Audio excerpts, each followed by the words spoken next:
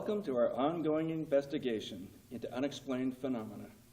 Thanks for joining us. My name is Ed Anderson. Tonight's shocking program, monsters, real or imaginary? We talk to people who claim to have seen real monsters. But first, a word from our sponsor, Pizza Planet.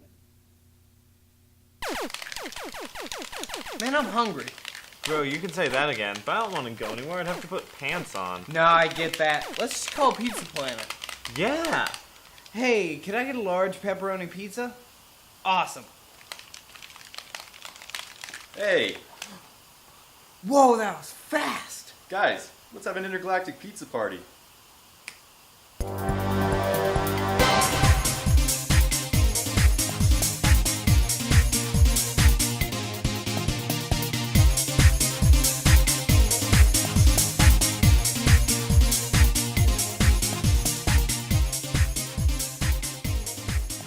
Pizza Planet, serving your local star cluster. Yummy! And we're back. As children, our parents would tuck us into bed, and we would often ask them to check the closet for the monsters that would scare us during the night. Well, as we grew older, we realized these monsters don't exist. Yet, there are some who say that monsters that scared them as children really do exist. Here's our first conversation. So, Johnny, you claim to have seen a monster when you were 7. Yes, it's a night I'll never forget. What exactly happened that night? Well, I went to sleep around 9-ish, probably. My bedtime was 8:30, and I really wanted to play with my Legos that night, so I threw a tantrum. So, after you went to bed, what happened next? Well, I was sleeping for a few hours, and I heard a noise. Was it a loud noise? Did it wake your parents too? No, I don't think so. It was more like toys spilling on the ground. And so I looked at the floor, and there was my Legos. Were they there before? Yes, but I didn't think of much of it then.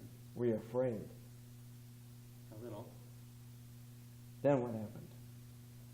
Well, I thought I saw something moving in the dark in the corner of my room.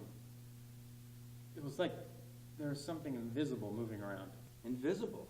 That's what I thought then. Anyway, I tried to go back to sleep. I put my head down, and I noticed the closet door was open. Was it open before? No. My mom always checked the closet for monsters before I went to sleep. What? And she closed the door every time before she left. What happened next? Well, I turned my head, and there's this big, long, purple lizard with razor-sharp teeth just staring at me. I thought it was going to eat me. Then it disappeared. But Johnny wasn't the only one visited by monsters. Others claim that they too had encounters with these monsters. Next, my interviews with 2 of them. So, Sarah, tell us about this monster you claim to have seen. It was terrible. It was big, scary, and mean-looking. It had spikes and this horn on its head, like a rhino. It breathed fire at me, and it burned my teddy bear.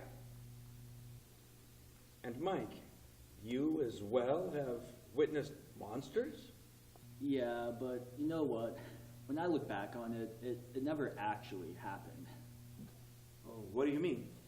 Well, when I was 6, I do faintly remember getting scared in the middle of the night by this huge clam-like monster thing with long, sharp teeth, but I was a little kid. It was just my imagination. What's your name? My name's Mary. How old were you when you visited their world? You know, I was so young, I don't really remember. What did you see? Oh, well, I saw this big, fuzzy blue kitty thing with purple polka dots, and then this giant green eyeball, and this big factory, and honestly, that's all I really remember. Were you afraid of them? No. Not only that, she claims to have evidence. Pictures she drew of them when she was a toddler. And this is what they look like? Yeah, I drew that when I was younger. That's me and the monsters I met. And is this you standing next to them? Yeah. Mm-hmm. Have you ever gone back? No, Have they ever come back to visit you? maybe when I was a toddler, but not since then, no. How certain are you that you actually met monsters? I mean, are you positive? Are you sure it wasn't merely your imagination? As grown-ups, we tell ourselves that everything that we thought was real when we were little was just part of our silly imagination. And maybe what I saw really was just part of my silly imagination. But there's a part of me that know that it was real. And that I really did see this whole other world hidden behind our closet doors. And that these two monsters really did take care of me. I'm not lying. I'm not crazy. But I'm not just going to say it was part of my silly imagination because I'm older, and that's what's expected of me. I'm not going to stop believing just because I'm an adult. It's not really a good reason to. Whether or not monsters really do exist, parents will continue the tradition of checking the closet before they check their children in. Not because there really are monsters, but because we want our children to feel safe. Perhaps to remind us of when we were young. Thanks for joining us. This is Ed Anderson, signing off.